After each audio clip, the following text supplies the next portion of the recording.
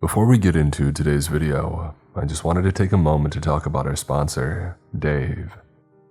With the holidays around the corner, you might be wondering how you're going to be able to make ends meet and shower your loved ones with gifts. Especially if you're already really living paycheck to paycheck, or don't have as much money saved up as you would hope to. Dave can help you get out of a pinch so that you can enjoy the holiday season and spoil your family members and friends. I'm sure you're wondering, who is Dave? It's more like, what is Dave? Dave is the banking app that could help you get up to $500 instantly with extra cash. With Dave, there's no interest, late fees, or credit checks. How convenient is that? This allows you to have that extra money in advance, which makes it so much easier to purchase gifts for family members and friends, and help make the holiday season that much more special. And your regular hang-ups that you've been stressing out about, such as bills, groceries, or gas, you can finally tackle those thanks to Dave. Millions of people have already downloaded the Dave app to get the financial relief that they need with extra cash.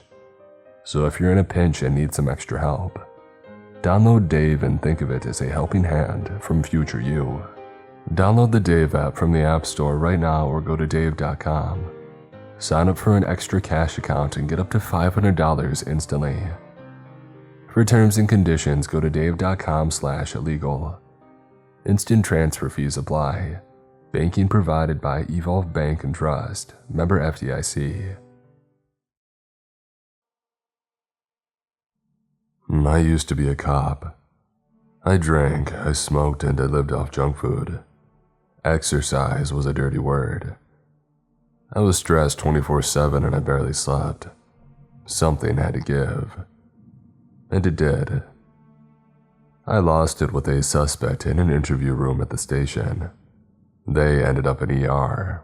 I ended up out of the force. I spent a lot of time hating after this. I hated my bosses and I hated the system and the criminals who played it. Most of all, I hated myself. I sat in my shabby apartment with the lights off, staring at the television day after day. One afternoon, I went out to buy a bottle of scotch. I had no savings and bills that I couldn't pay, but I didn't care. I needed a drink more than anything else. I couldn't wait till I got home to drink it. I stood on the street and unscrewed the lid with the bottle still in its brown paper bag. I was shaking all over, and then suddenly tears were running down my face. To this day, I find it hard to explain what happened, but I did not take a drink. I put the bottle in the trash can and I started walking instead. I remember how some people crossed the street to avoid me, which was understandable.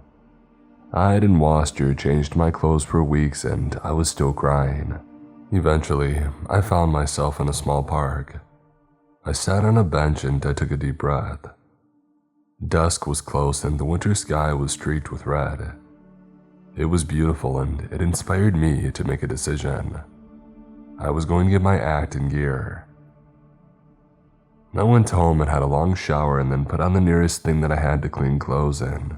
I went to see another ex-cop I knew who had started up a security company. He had left under a cloud as well, and though his welcome was lukewarm, he didn't slam the door in my face. I told him that I was looking for work. He said that he had some night watchman positions going, but that I would need to bring my own dog. That was a no-starter, so I asked him what else he had. He rolled an unlit cigar around in his mouth and said, "I've been hired by a man who suspects that his wife is having an affair.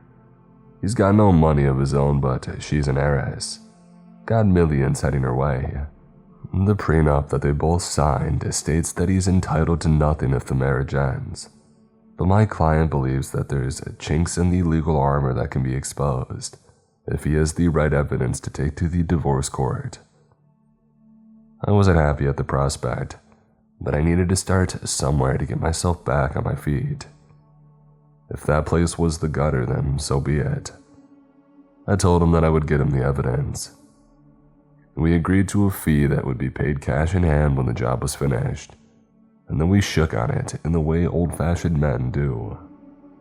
The bars were bustling and the cafes were full as I drove through the city center.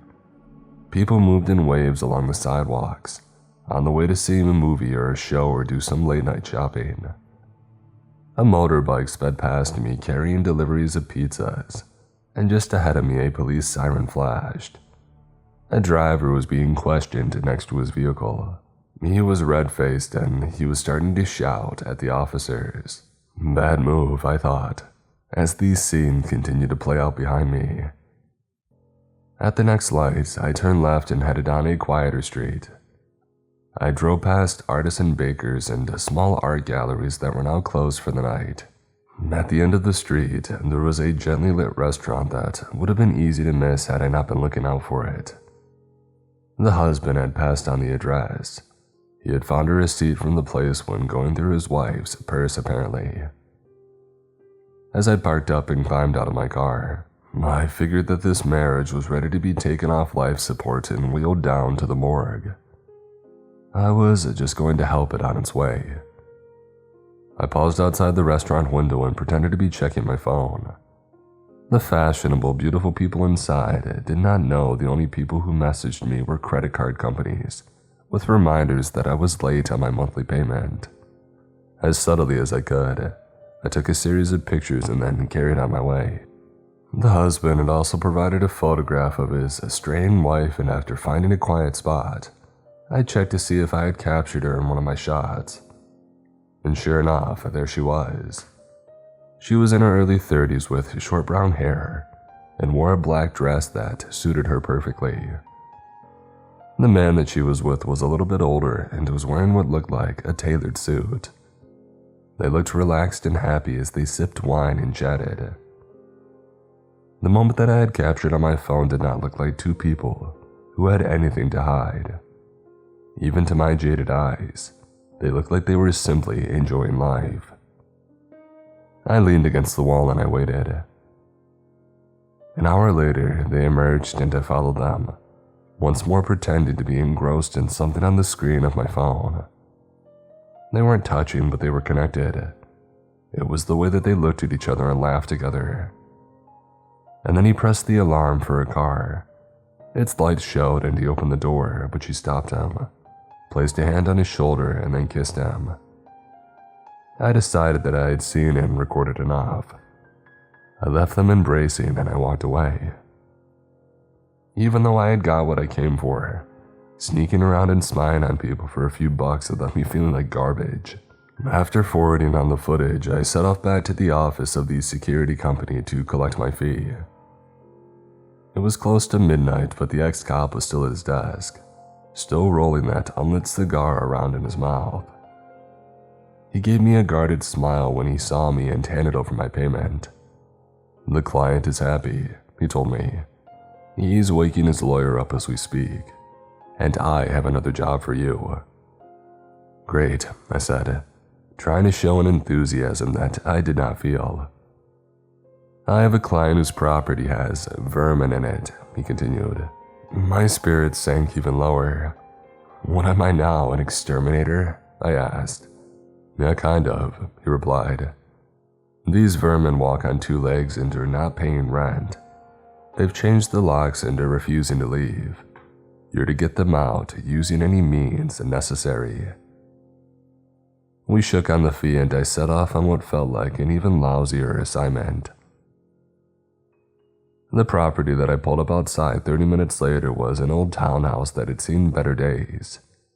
Paint flaked from its front door and water dripped steadily from one corner of its guttering. Heavy-looking wooden shutters hid any signs of life inside. I didn't announce my arrival. I forced the lock as quietly as I could, using skills that I had picked up on the force, and I headed inside. The air was thick with dust and there was a strong smell of damp.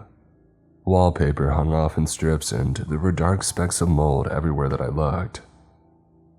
As I was taking this in, a rat appeared through a hole in the skirting board. It sniffed the air before sauntering off along the floor and didn't pay me a blind bit of notice. This could have been a lovely place to live, and probably it once was, but now it was a dump. I moved slow and steady along the hall, careful to make as little noise as possible, and hoping not to encounter a creaky floorboard. I could not hear anyone, and I was beginning to wonder if the unwelcome tenants had decided to move out on their own accord when a baby had started crying. The sound was coming from a room to my left. The door to it was open by an inch. I opened it with my foot enough for me to slip inside. There was no furniture and one naked light bulb dangling from the ceiling. Under its weak glow, a young woman sat on the floor cradling a child in her arms. She was painfully thin and her clothes were little better than rags. The infant looked cleaner and well fed. Certainly there was nothing wrong with its lungs. The woman looked up at me. Her eyes were bloodshot but dry. I'm guessing that she was all cried out. Lying under a filthy blanket on the floor next to her was a man. He was asleep, possibly with the help of some dubious substance or some other from the looks of him. So these were the vermin that I was meant to evict. It would have been simple, but I hesitated. I had done something unforgivable and had been thrown out of the police for it, and then wallowed in self-pity, and now, when I was trying to be a better person, I was meant to throw this defenseless couple and their child out onto the street. The surveillance that I had just done was bad enough, but this was so much worse. I swore quietly to myself. I couldn't do it. I went down on my haunches so I was eye to eye with the young woman and said, "You don't know me and you have no reason to trust me, but I would like to try and help you." Her eyes grew wide with suspicion. I did not blame her. The world was full of creeps. "You can't stay here," I continued, "but I can drive you to a shelter that I know, and I can give you some money. It's not much, but it'll help." The mistrust remained in her eyes as she asked, "Why would you do that?" My legs were starting to cramp, so I stood up straight with a groan before answering. "Let's just say that it feels like a long time since I've done the right thing." And then I smiled. I hope that it made me look more friendly than scary. "How about it?" I asked. The young woman did still not look convinced and shook the man's shoulder. He woke with a grunt and listened while she spoke quietly to him. Together, they seemed to come to a decision. "Do we have a deal?" I asked. She nodded. The few possessions they had were stuffed into shopping bags and an old suitcase that looked as if it would fall apart at the seams at any moment. I put this in the bags in the trunk of my car while they climbed into the back seat. The baby was gurgling happily by now, and I felt good about my decision to help. But as I closed the trunk, my nerves started to tingle. Someone was watching us. Keeping it cool, I glanced to my left, where a slender figure dressed in a long black coat slouched against a wall. His features were masked in darkness. I had no idea who he was or what his problem was, and I didn't want to hang around to find out because of the infant. So I got into the car and I started the engine. He did not move as we pulled away, and I decided that I was imagining threats. He had just been some punk hanging around on a street corner at night, like punks the world over. I tried to relax and focused on the road. A quarter of an hour later, we reached the shelter. It was in the basement of a church that I had known the pastor when I was a cop. I was not in any way religious, but I respected the work that he did to try and help the homeless. I told the couple who to ask for and handed over the fee that I had been given for the surveillance job. I waited as they walked towards the church. Even though it was in the middle of the night, I knew that its doors would be open for them. I had been awake for far too long and felt like I could fall asleep where I sat, but I wanted to get paid first. The ex-cop was studying something on a laptop and didn't look up when I walked back into his office. "Well?" he asked. "They're out of there," I told him, "and they won't be coming back." I used my best tough guy voice, wanting to think that I had bundled them out of there and left them bruised and bleeding in a heap on the sidewalk. I saw no reason to tell him what I had actually done. The property was empty, and that was what he and his client wanted at the end of the day. He took some crumpled-looking bills out of the drawer, handed them over, and muttered, "You done good. I've got nothing else tonight, but come back tomorrow and we'll see." Feeling old and tired, I went home and fell into a deep and dreamless sleep before dawn broke. I slept through the day, and when I woke, it was dark once more. I noticed that I had a voicemail on my phone. It was from the excop. "Got another job for you. A debt that needs collecting. Call me as soon as you get this." My finger hovered over the callback icon for a long time, and then I pressed delete. I was not prepared to sink even lower. Someone else could chase down that debt. I showered and made coffee and even did some stretching exercises. Go me, I thought, and I managed to smile. And then I hit the streets. I needed a new plan, and walking would help me think. But I only made it to the end of the street when I saw the man who had been hanging around near the townhouse. He was wearing the same long black coat, and this time, he was not keeping to the shadows. His head was shaved and he looked very pale, and he was heading towards me. I resisted the urge to clench my fists and kept my expression neutral as he walked up to me and said, "My boss wants to see you." His eyes were dark, darker than seemed natural. I forced myself to meet his gaze and said in the calmest voice that I could, "Maybe I don't feel like seeing your boss. Maybe I will just be on my way." A smile flickered at the corner of his lips. "My boss would like to offer you some work. I'm not talking nickel-dime sleaze." I considered my option and decided to go with the devil that I did not know. "Sure," I said. His lips pursed as if he was whistling, but if he did it, it was not a whistle that I could hear. A moment later, a limo drove into view and pulled up alongside me. He opened the back door and said, "Get in." The windows of the limo were tinted and the bodywork had been carefully polished. It was a class act. I climbed in. The seats were wide and soft and the interior was wood-paneled. A man sat opposite me. He wore a suit that was simple yet elegant and his gray hair was slicked back. He looked like he could have been the CEO of a corporation if it had not been for his skin.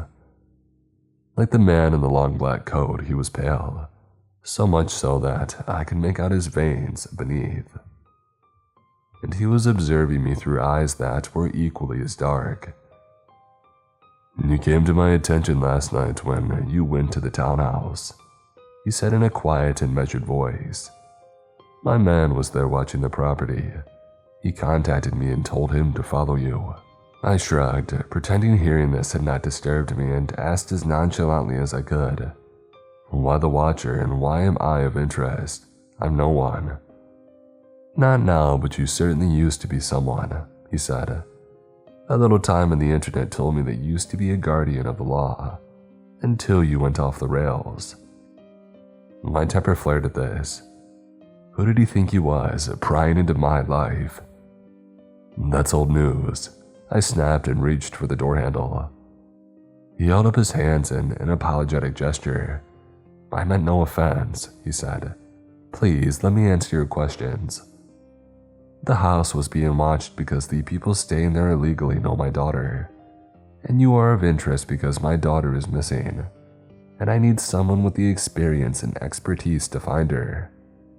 I believe as a former police officer that you have those qualities. I kept my hand on the door but made no move to open it. This man was clearly shady, but he had gotten my interest. Unlike collecting debts, finding a missing person was the kind of job that I wanted to take on. I let go of the handle. "I'm interested," I told him, "for the right fee." He named a figure and it was high enough to solve my cash flow problems for the next few weeks, so that was me on board. He tapped on the window, and the door was opened by the man with the long black coat. The car started to pull away and I asked him, "Are you not going with them?" "Oh, I prefer to fly," he replied. Before I could ask what on earth he meant by that, he handed over a mobile phone and a sheet of paper. I glanced down at it and saw a photograph of a young woman printed on it. "Well, I need more than this," I said and looked up. The sidewalk was empty. I suppressed a shiver.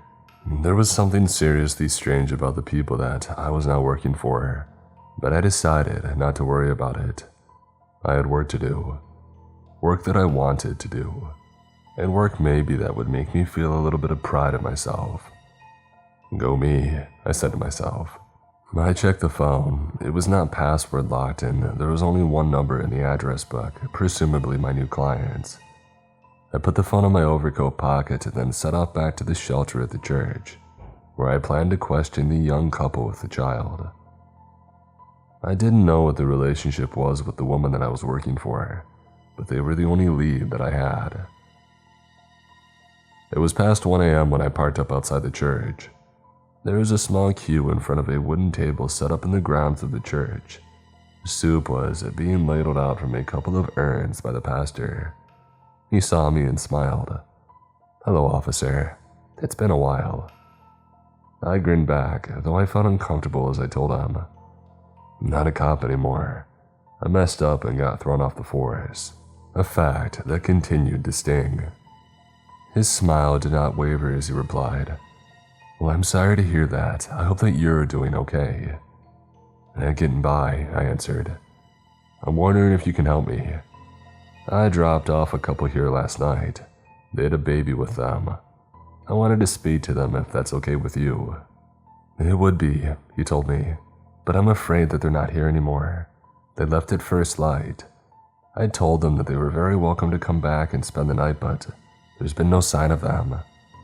Strike one, I thought, and I thanked the pastor and told him that I would see him around, and then I returned to my car. I drove for hours, slowing down when I saw figures huddled among cardboard boxes and doorways, and alleys and lying close to heating vents around the back of the stores, to see if it was the couple and their child. I left the car parked up under the only working lamp in the street and I walked through a park where a group of men and women stood sharing a bottle and I asked around. I kept walking then through an underpass lined with sleeping people. I crouched down, trying to make out faces as every now and then a rumble filled the darkened space as a truck passed overhead. There was no sign of the couple and their child anywhere. It was going light as I trudged back to my car. I had hit a brick wall, but I had no plans to sleep. I was going to contact one of my former colleagues who was still on the force. We had been partners for years and I hoped, if I had asked in the right way, he would look through the missing persons database for me. And then blind luck intervened. Telling myself that my next stop would be the nearest place that sold lottery tickets, I crossed the road towards where the woman was sitting on the bench, cradling her baby. The man was rooting through a bin and picking strands of tobacco out of cigarette ends. "Hey," I said, "it's good to see you again." "We spent your money," the woman said. "If you want it back, that's tough." The hardness and suspicion in her eyes from the night before remained. I didn't blame her for this. She had clearly been through a lot in her young life. "I'm not here to ask for a refund," I replied and cracked a smile, trying to keep things light. "But I would appreciate your help." I held the printed photograph up so that she could see it. "I'm trying to contact this lady." This did not go down well. She tensed up even more and held the baby a little bit closer. "Please," I tried. "I won't lie to you. I've been hired to find her, and if I do, there'll be a good payday in it for me. And I'd be happy to pass some of my fee on to you." She still didn't look happy with me, but she shrugged her shoulders and said, "I guess I could try." We agreed to meet back at the bench in a couple of hours and I watched as they gathered up their possessions and headed away. I noticed for the first time that the baby had what looked like a new blanket wrapped around it, and wondering if it had been bought with the money I had given them, I allowed myself a smile. I had an appetite for a substantial breakfast for the first time in as long as I could remember, so I went to find a diner. After eating, I passed the time reading a day-old newspaper that I found in the booth and sipping coffee, and then I drove back to the bench, parked up opposite, and waited. 2 hours later, I was wishing that I hadn't drunk so much coffee, and I started to shiver as the temperatures outside dipped. I went to use the restroom in the diner and returned to the car with a drink that I had bought because it gave me something hot to hold. There was still no sign of them at the bench. I settled down and went back to waiting. I closed my eyes just to rest them, and then woke up with a start to see if it was dark. The coffee cup that I was still grasping was cold. I took a sip anyway and I stretched and yawned. So much for meeting in a couple of hours, I thought, and I wiped away condensation from the side window. I sat up straight. There was a hazy figure just beyond the bench. I climbed down nice and slow, and though I wasn't carrying, I kept my hands in sight. If this was who I hoped it was, I did not want to do anything to scare them off. Now that I was out in the open, I could see that it was a woman. The woman in the printed photograph that I saw, with a mixture of relief and excitement. She was almost lost inside a coat that was too big for her, and she was visibly shaking, either from the cold or nerves or maybe both. My heart was beating a little faster and my breathing was forming clouds in the freezing air. "I'm glad you came," I said and took a step towards her. She held up a hand. "Don't come any closer. I came because someone I trust said that you would help them, but you have zero goodwill from here on in. What do you want?" I could have easily lied or sugarcoated the pill, but I decided to be straight with her. "Your father hired me to find you." Her voice was laced with bitterness when she said, "I should have known. I've told him that I don't want anything to do with him, but the only opinion that he cares about is his own." "Perhaps you should give him a second chance," I interrupted. She shook her head. "You don't understand. He used to be a businessman. A lot of what he did was not legal, but he was never violent. No one who worked for him was allowed to cross that line. As soon as I was old enough, I understood where the money for my designer clothes in private school came from, but I was enjoying myself too much to care. And then something happened to him. He changed. He started to scare me. It was like there was a darkness inside him. So no, I won't give him anything. As far as I'm concerned, he is no longer my father. I don't recognize the thing that he has become." As she spoke, tears had begun to run down her face.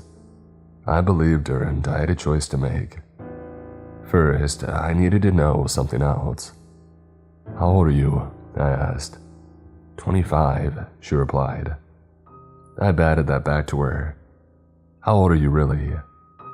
She hesitated and then said, 21. "Okay," I said. "In that case, I'm going to walk away from this situation. You're an adult, so you can make your own decisions. But I would like to give you my phone number, and if you ever feel threatened by your father, you can call me. And before you ask why, it's because I'm trying to do the right thing in life. I'll probably fail more times than I succeed, but hey, that's my problem." She smiled at this. She had a beautiful smile, and I wished for a moment that I had met her in a different time, in a different place. But here and now, she was walking away from me, leaving me on my own. I stood there feeling cold and tired and old beyond my years. I sighed. I would need to phone her father at some point and tell him that I couldn't help him. He didn't sound like someone to cross, but I could take care of myself. I decided to get it over with, took out the phone that I had been given, and I clicked on the number. But before it connected, a scream filled the night. I looked up. The woman that I had been hired to find was being attacked by two shadowy figures. I forgot about the phone and began to run. I yelled out, "Leave her alone." Seconds later, I almost made it to her. Her assailants were both men. Both had very pale faces and dark eyes. I put two and two together and I bellowed at them. "Take your hands off her and walk away. and tell your boss to leave her alone or he'll have to deal with me." In the heat of the moment, I didn't care how dangerous her father was. They were holding her by her arms and she had stopped struggling and was gasping for breath. "Do it now," I said. One of the men released her arm and moved towards me. He had a calculated and confident smile on his face. "Oh, you've got this very wrong," he said. "We don't work for her father, we work for his competition. And this young lady will prove to be a very valuable commodity." I swore under my breath. I had misread the situation and she was in even more danger than I had thought. It was time to stop talking. I clenched my fists and was about to launch myself at the man in front of me when I saw another two figures emerge from the darkness. They were in no hurry at all, and neither were their foul companions. All four encircled the woman. She had become very still and she had lost hope, it seemed. I should have as well, and I was hopelessly outnumbered. But I wasn't going to just let them take her, even if trying to save her was the last thing that I ever did. I began to walk towards them. The only sound was my ragged breathing at first, and then I heard something above me. It sounded like the beating of wings. I glanced up into the sky and saw two sleek dark shapes. They encircled once and then, wings cutting through the air, and they descended at speed. In a heartbeat, they were at ground level. They had moved so quickly that I had found it impossible to focus on them, and now they were closer. I still struggled to understand what I was seeing. The two winged creatures that I had seen were changing. Their wings were slowing and disappearing inside the fabric of the long black coats that were draped over the bodies of two men. I recognized one with Jolt. It was the shaven-headed man who I had last seen when he had handed me the phone and the printed photograph. The man with him had a shock of blonde hair and the same pale skin and piercing dark eyes. I stood there, my mind racing, watching as the two of them approached the quartet that surrounded the woman. Their quiet arrogance had gone. Now all four were stony-faced, focused. I had been in enough tinderbox situations in my life to know things were about to explode. Even so, I was shocked to the core by what had happened next. The quartet bared their teeth, exposing hideously sharp fangs. They snarled, sounding no longer human but like feral animals, and they threw themselves at the newcomers, whose own fangs glinted in the dark night as they met the attack head-on. All of them joined in a frenzied swirl. Howls of anger exploded from this melee of clawing and kicking and biting. I could see pale flesh being sliced open as fangs moved like blades. One of them was being held by its throat and thrashed from side to side, in the bestial grip of another. There was blood everywhere, staining the fighters and the ground around them, and the women who cowered by their feet. As the battle raged, she had been abandoned momentarily. I snapped out of my daze and sprinted forward. One stray blow from one of the combatants could hurt her very badly. I needed to get her away from them. I grabbed her clumsily and was lifting her to her feet when a sharp pain flowered intense and sudden in my arm. I forced myself to ignore it, and the adrenaline which was surging through me propelled me onward, and I carried her away from the fight. 6 feet 12. We were still too close to them. But I suddenly staggered and tripped and we landed in a heap. I rolled on and ended up on my side. I turned my head and saw that she was looking at me. Her eyes were wide with shock. "Are you hurt?" I asked. "I don't think so," she replied. She glanced at the fighters. "What are they?" "I don't know," I replied, "but we need to get as far away from them as we can." I could see that victors were emerging from the carnage. Two blood-covered figures were standing over four prone forms. None of the quartet were moving. One of the victors turned his face to the sky and screamed in triumph. His shaven head gleamed in the darkness. "Can you stand?" I asked the woman. She nodded. We dragged ourselves to our feet and began to stumble away, but we didn't stand a chance. I felt someone grab my leg and I was hurled through the air. I landed heavily and lay there trying to catch my breath. I could only watch as the woman was lifted into the sky by the shaven-headed creature and its companion, their wings once more in sight and beating. carrying them and their prisoner beyond my reach. I cried out in anger and frustration, and then I noticed the phone which I had dropped at some point in the chaos. I dragged myself over to it and picked it up, and I made the call. The line connected. "Are you there, you son of a..." I began. The voice on the other end broke in. "Be very careful what you say.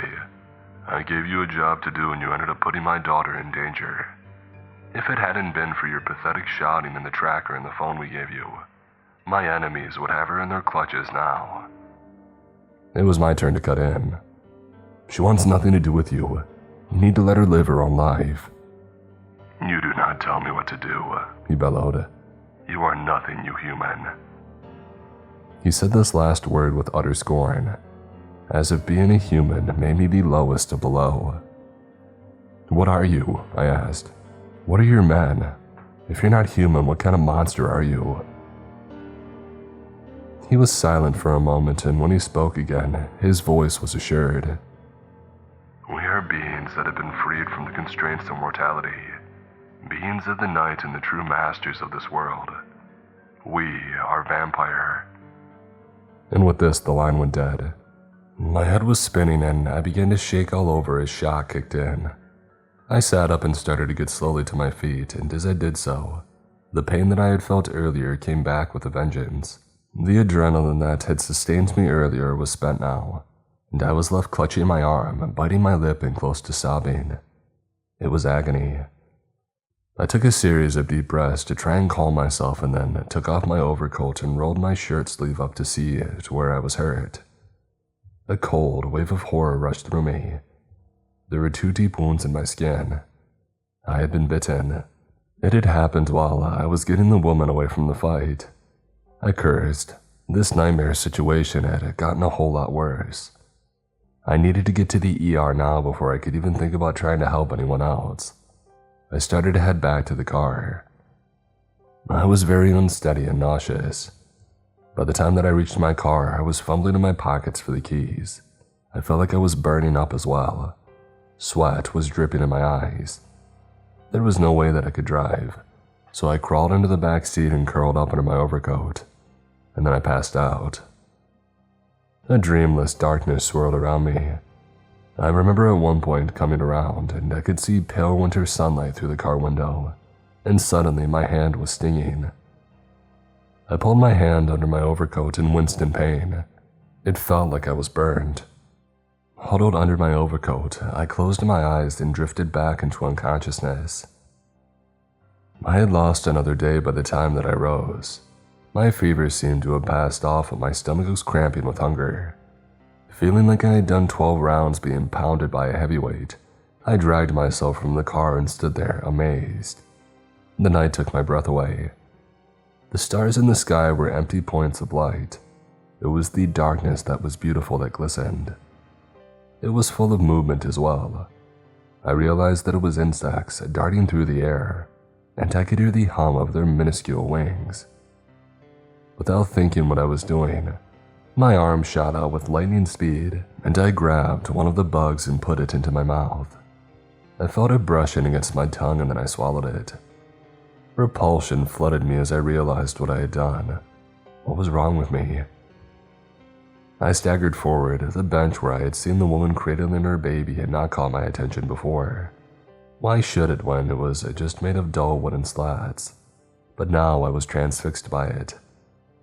It was a myriad of different shades and textures, and there were so many scents arising from it. But these smells were nothing compared to the bin where her partner had been scavenging for scraps of tobacco. Its stenches were harsh and powerful. Decay and dead meat and sweetness hit me from the fast food wrappers and cola cans inside. It was overwhelming. I staggered on to be met by a new grotesque spectacle. 4 piles of ashes lay on the ground. Clothes were scattered around them. The memory of last night flashed through me. I saw again the 4 figures who had lost the fight, prone and unmoving. Was this their remains? I had no way of knowing this for sure, but I believed it was them. And then a new recollection came back to me, of the way the sun had felt as it had burnt my flesh.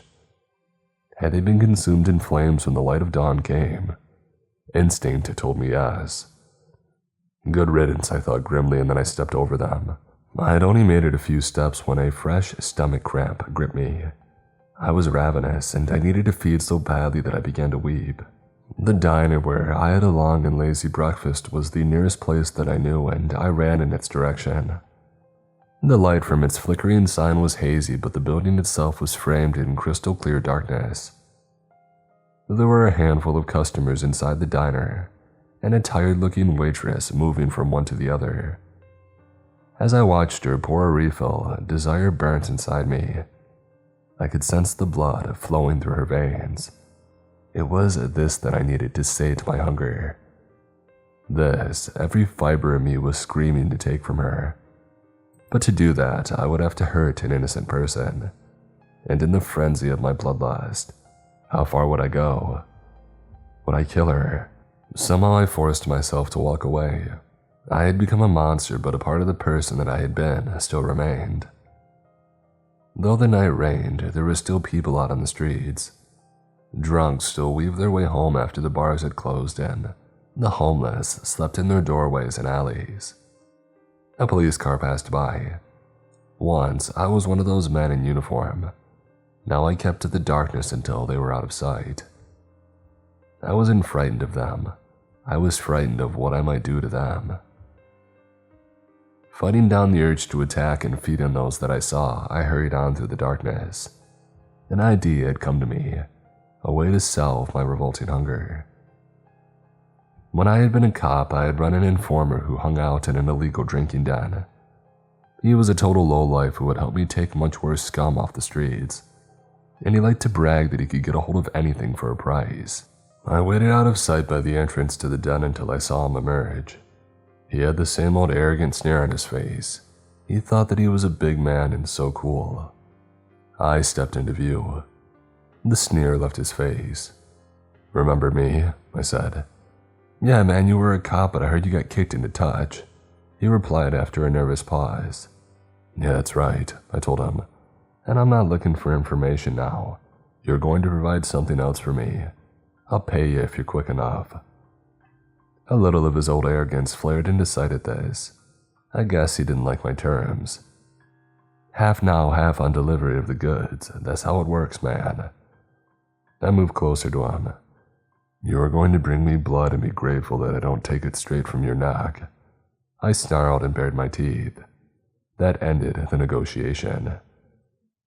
He hurried off and I returned to the cover of the alley. I was beginning to wonder if he had fled when I heard footsteps approaching. My old informant was carrying a bag with a medical cross on it. "I scored this from someone that I know who works in a hospital who owes me," he said. I took out a handful of crumpled bills and threw them at him. He handed over the bag and was stooping over to pick the money up off the street as I turned my back on him. I opened the bag and it was packed with sachets of blood. I grabbed one, tore it open with my teeth and drank it, and then tore another and another until they were all gone. I threw the bag to one side and sank to my knees. I felt no sense of relief, only self-disgust, but my addict's need was dulled for a while at least, which left me free to deal with some unfinished business. I dug out the phone and called the number. It rang on, but I wasn't going to hang up. Finally, the call was picked up, but the person who answered it didn't say anything. "It is me," I said into the silence. "We should meet." I heard a breath, and then a voice. "Why should I meet you?" "Let's just say that I've changed," I answered. "I can be helpful to you. Remember, I used to be a cop and I know how certain things work, and where information can be found that can be useful to an entrepreneur such as yourself." After a moment, I got the reply that I wanted. "Stay where you are. I'll send my men to get you." After a frustrating wait, the limo pulled up alongside me. As I climbed into the back seat, I heard the beating of wings overhead. It was just me and the driver in the limo this time. "I see we've got an airborne escort," I said to him with a wiry smile and settled back into the luxurious seat. I couldn't see anything through the tinted windows, and when the limo finally glided to a halt, I had no idea where I was. I'd leave a tip, but I used the last of my ready cash buying a snack. I told the driver as I got out. We were parked inside what looked like a cellar. I figured that it was still night, but it was impossible to tell because there were no windows. There were no lights either, but that wasn't a problem. Everything was clear in the dark. I stood and watched as he walked towards me. He was flanked by his sidekicks in their long black coats. One blonde, one shorn back to the scalp with a razor, and he was dressed as immaculately as before in a business suit, and there was not a gray hair out of place. "Welcome to my lair," he said and smiled. I caught a glimpse of the fangs behind the smile and felt unease trickle down my spine. I tried to keep my voice steady as I replied, "I get it now what you and your men are, and I would like to sign up. I would like to be a part of the firm." This brought a new smile to his pale lips as he replied, "I can see what changed your mind. The transformation to vampire reveals a world of possibilities. And before I became superior, I was content to import stolen goods and distribute powders and pills, but I knew my place in the criminal community. Now I want it all, and I will take it, from the humans and from the other vampires who think that they're on the power in the city." He clicked his fingers and added, "And just so we are in no doubt, let me show you what I do to those who are not loyal to me and me alone." The man was dragged into view by two more henchmen. His skin was as pale as theirs, but his face was covered in bruises, and he looked terrified as he was thrown heavily to the ground. The smile had left the gray-haired man's face, and he now held a dagger in his hand. Its handle was made of some kind of metal, but its blade, I realized, was carved from wood. He raised it high and then plunged it into his chest of the figure on the ground, into the vampire's heart, who screamed an agonized cry that lingered even as his flesh began to collapse. His chest fell in on itself, and then the destruction spread and a wave across his still writhing body. His arms, his legs crumbled into dust. His face was still contorted in pain as it too collapsed. Seconds after the ornate stake had been plunged in, the vampire was left as a pile of fragments lying on the ground before us. His killer turned to me and said, "Do you really think that I'm so naive as to believe that you want to ally yourself to me? I know why you're here. You wish to rescue my daughter. A noble aim, and one that is foolish in the extreme." He clicked his fingers a second time, and a new henchman appeared, and this time, they were dragging a woman between them. It was her. His daughter, the woman that I had failed. She stayed on her feet when the henchman had pushed her, and I could see the anger in her. She still had a lot of fight left, despite her desperate situation. Her father smiled knowingly and said to her, "You know what needs to be done. I will leave you now while you'll explain." He wheeled around and strode off. His cronies followed, leaving us alone. "What does he mean?" I asked her. She looked at me but did not answer. Her face was streaked with tears and dirt, but her skin was still flushed with color. She was still human, and that gave me hope. "Let me help you escape," I told her. "Somehow there must be a way." A sadness filled her eyes as fresh tears fell. I thought again of how beautiful she was. She shook her head. "There's no way out. Not for me, it's too late. My father has decided that I must be turned and be by his side." And then she reached out and took my hands in her. She felt so warm, and I could sense the blood pulsing under her flesh. I told her that I would willingly submit to this, she went on, "but on one condition, that he lets you leave unharmed." "No," I cried. She placed a finger on my lips, silencing me. "He agreed to let you leave, but only if it is you that turns me. You must bite me and make me a vampire." "I can't do that. I just can't." She held me in her gaze. I saw the network of veins in her eyes, the life that shone inside of her. "There's no other way. In this way we both survive." And then she guided my fangs to her neck. This was long ago. I am alone now. I scavenge blood to keep my cravings at bay. I hide from the light and hide from human and vampire alike. And I hold on to these slenderest of threads. The hope that I will see her again, the woman I love, my lady of the night.